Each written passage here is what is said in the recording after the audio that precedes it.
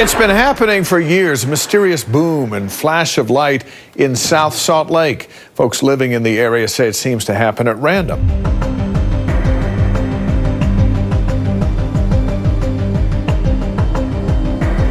Mystery boom that has people buzzing. Neighbors from Lavernia to Karnes City say they heard a loud explosion. Now everyone is speculating what it could have been. Eyewitness News reporter Vanessa Croy is trying to get some answers tonight.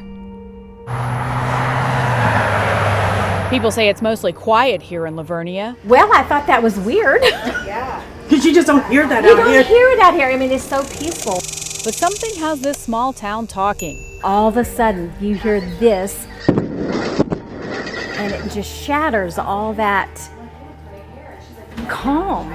Neighbors from Lavernia to Karnes City report hearing a loud boom. We didn't expect it to happen. We were just sitting in the room and then we just heard it. And then I started freaking out. Sisters Bailey and Molly were home when they heard it. I was terrified. She jumped out of her skin. And so did their dog Yogi. He was barking a lot. Reports of houses shaking and windows fluttering heard all over town. Well, good evening, Ton. And it's not just in Harahan and River Ridge. There have been reports in other places of a mysterious boom, like in Lakeview recently. And of course, as you mentioned, the big question is what is causing all of this to happen?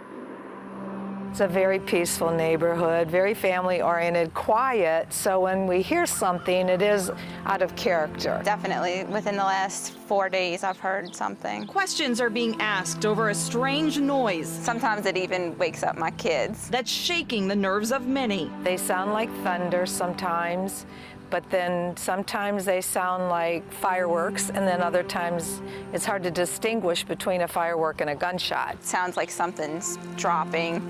It sounds like boom, and something just big is just landed on the ground. People who've heard these loud booms say they're happening more often. It's also happening in other parts of town. Sub-zero temperature. The Midwest is accustomed to freezing cold temperatures, but nothing like this. A lot of people all afternoon, I'm sure you guys have been hearing it. They've been writing into the newsroom, calling us, trying to figure out what this was. Hundreds of people reporting that they felt or heard what they believed was a sonic boom or possibly an earthquake all around Ogden and the surrounding cities. So here's what we know. This happened just before noon, so around 11 o'clock is when we started getting those reports. They say it was a loud noise that came alongside a lot of shaking. Now, most people thought that that boom was caused by Hill Air Force Base, considering it's right in the area. But when we called the base, representatives said it wasn't them. Now, according to one of the people that lives here, it was nothing like the typical jets that he hears on a regular basis. He says he was at his house in South Ogden when he felt not one but two booms that caught both him and his dog off guard. Those jets, except more intense. It was like a cross between a sonic boom and a earthquake tremor. Sent people into a panic. Well, I was scared. I called my husband, I called my next door neighbor because I was going to have them come. Jacqueline Houghton hurried out the door with Harley. I looked over here to make sure no one hit the garage or anything. There was nothing there, but in the last week, Davidson police says that they've gotten multiple mysterious boom reports.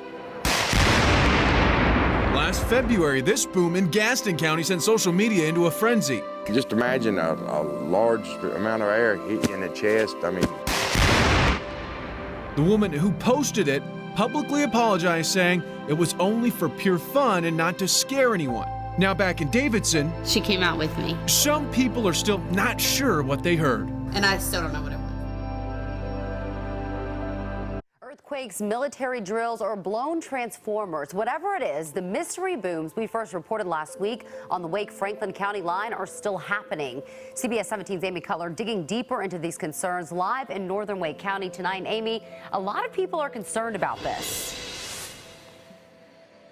Yeah, they certainly are, Angela. A homeowner I'd spoken with last week reached out saying she heard a blast just last night. That's why we came out here today, hoping to finally get to the bottom of this. It sounds like a firebomb. Neighbors say the loud booms happen late at night or early in the morning. They're powerful enough to shake homes and wake people up. pretty loud sound. It's more than you might get with, say, thunderstorm. It's not a gunshot because we hear gunshots here all the time. We hear rifles. People in and around the Barham Place subdivision along the Wake County-Franklin County line say it's been going on for about a month. It's a little bit frustrating for people in the neighborhood that are experiencing it. That's why Will Brooks and others reached out to CBS 17. A earthquake. Elizabeth Elliott says it's been going on for at least 2 weeks, happening late at night or early in the morning. We actually felt it / heard it this morning at like 5 or something like that. Those around Barham Siding Road, close to the Wake County-Franklin County line, have been impacted. I reached out to the Wake County Sheriff's Office. They say in the last 2 days they've received 8 calls about it. The Franklin County Sheriff's Office tells me it received 2 calls Wednesday alone. They're random and they're just a big boom. I mean, it's an explosion of some kind that goes off and you can't pinpoint it. It's hard for me to say exactly what it is. Les Radford says he's heard loud noises in the area before, but this is different. He shared his theory. It sounds like to me it might be one of those exploding targets that you could find at a hunting store, a hunting supply store somewhere. You shoot those targets, and if you hit the center, those targets explode. Now, the Wake County Sheriff's Office confirms they sent 2 investigators out to try to determine exactly what's behind the blasts or loud booms. They say they still have not been able to determine the cause, so the mystery and frustration for homeowners continues. What really comes to mind would be a thunderstorm, and we have not had any thunderstorms here in the Raleigh area in probably a couple of months now. Scott Sharp is a lead forecaster. He looked into it for us. It looks like these booms that people are hearing cannot really be explained by any kind of meteorological phenomenon. Neighbors say they've spoken with a geologist at NC State. No luck there either. For the past few days, it's been getting hotter and hotter. The record was broken Tuesday. Australia had its hottest ever day with a national average of 40.9 degrees. In some places, temperatures almost hit 45 degrees. It's crazy. The heat just engulfs everything, and yeah, it's just, there's no escaping it, I guess, is the best way to, yeah, you're just hot and sweaty and everyone's irritable. The heat, combined with drought conditions, exacerbated a crisis that has been ongoing since September. Wildfires, so serious the state's premier declared a state of emergency. The decision to declare a state of emergency is not one taken lightly. It normally only goes for 7 days, and you have to make sure that conditions are serious enough for that declaration to be made. Crews are battling more than 100 fires that have killed 6 people, destroyed more than 700 homes, and blanketed towns and cities in smoke.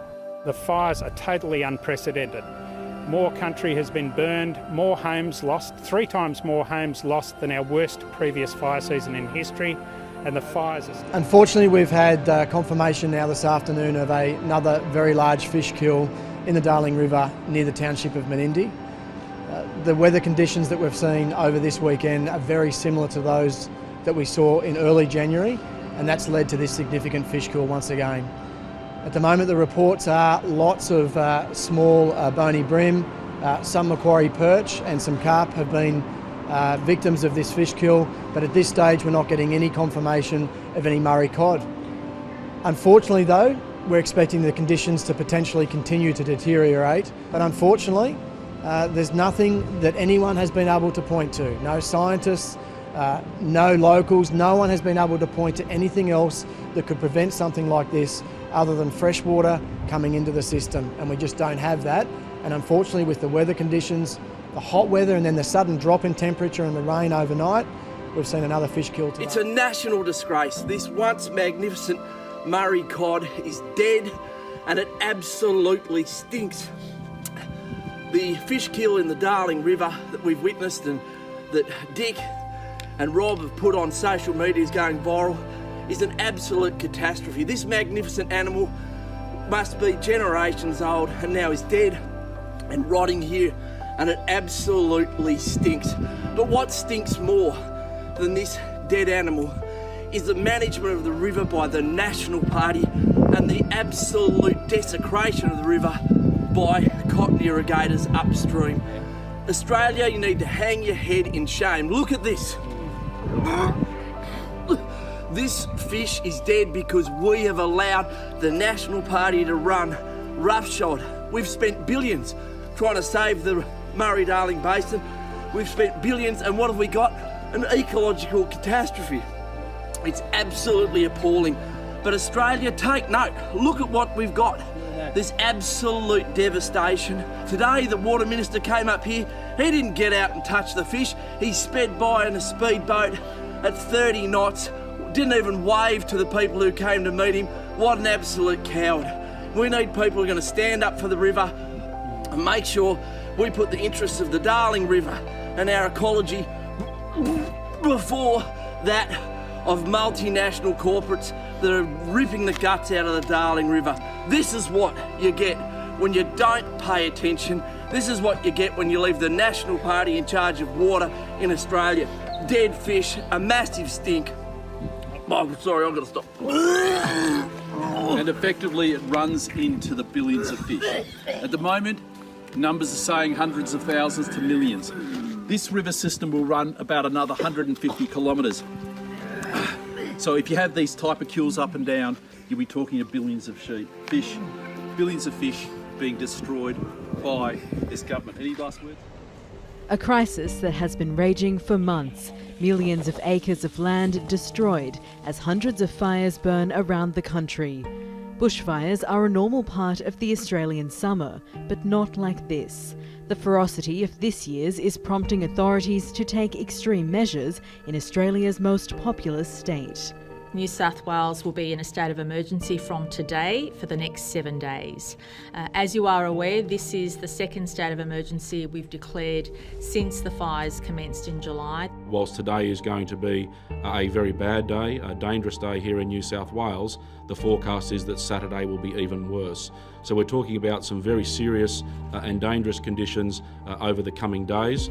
The state of emergency means the fire service will have authority to shut down utilities like water and electricity, close roads, demolish buildings and evacuate residents. Sydney's famous harbour views have been completely transformed by the disaster. When do we want it? Now! And frustrations are growing. The combination of the bushfire crisis, drought, heatwaves, all sparking criticism of the government's climate policies. A group of protesters, most of them high school students, gathered outside the Prime Minister's house, braving the smoky air and uncomfortable heat to stage a sit-in. I'm just really sick of what's been happening. We're just being ignored by the government for weeks and weeks. There's almost a festival atmosphere at this sit-in just outside the Prime Minister's residence. There's music and games, but the protesters here say that they're serious about their message, that the government isn't doing enough to stop what they're calling a climate emergency. There's bushfires across the country, there are heat waves across the country, and they're not doing anything about it. We've seen a 25% increase in respiratory presentations to hospitals across Sydney because of this bushfire crisis and the air pollution that's resulting from that. We're seeing deepening health inequalities because of government inaction on climate change, and it's negligent and it's actually killing people. Prime Minister Morrison wasn't home to hear their message. He's on holiday and is due to return later this week to face the heat. Authorities warn the volatile situation will grow even more dangerous in the coming days, with strong winds and soaring temperatures forecast.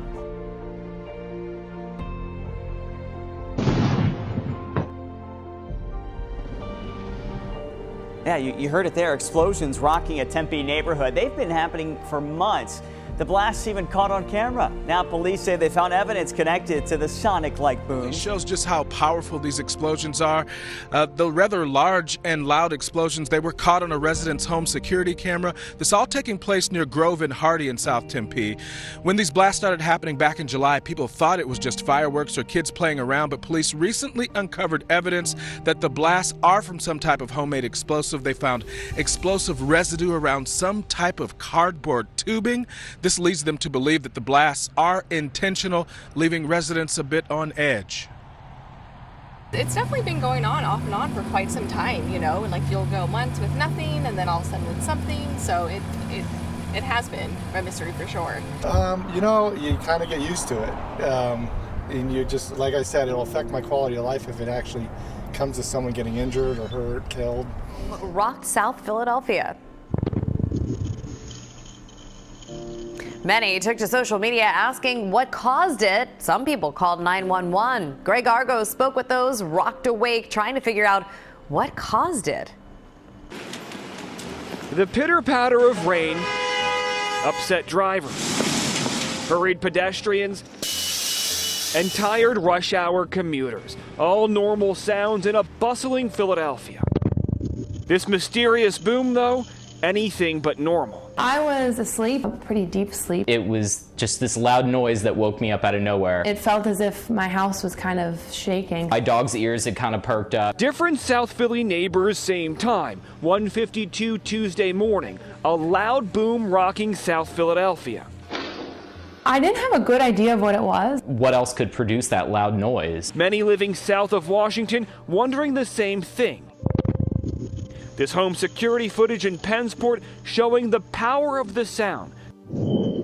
Across town in Point Breeze, quieter but still loud. Ready? Yeah. Sorry. Patrons and staff at the 24/7 Melrose Diner wondering what caused the commotion, also left scratching their heads. A little nervous, thinking, if it was a gunshot. Social media on fire, perhaps best summed up by 3rd District Officer Ray Niglio. The things you see and hear when patrolling South Philly streets while everyone is asleep, he tweeted.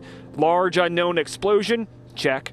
Total mystery. And it may remain one. Philadelphia police reporting dozens of 911 calls, but no actual scene. I find it a little concerning that no one knows what it is. So